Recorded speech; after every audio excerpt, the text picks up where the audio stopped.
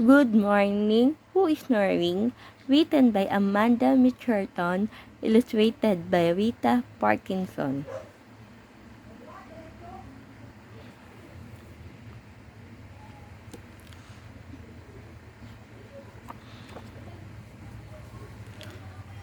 Good morning, who is snoring? Said Benny. Not I, said the sun. Good morning, who is snoring? Said Benny. Not I, barked the dog, and he jumped out of his kennel.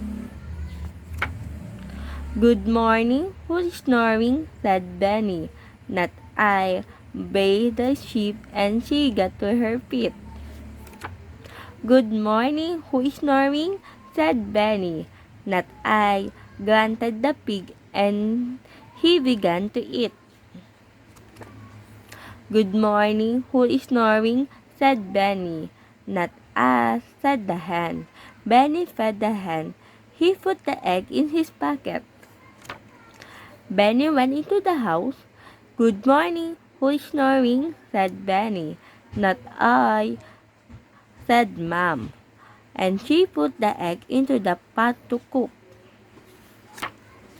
Good morning, who is snoring? Shouted Benny, and he jumped onto the bed.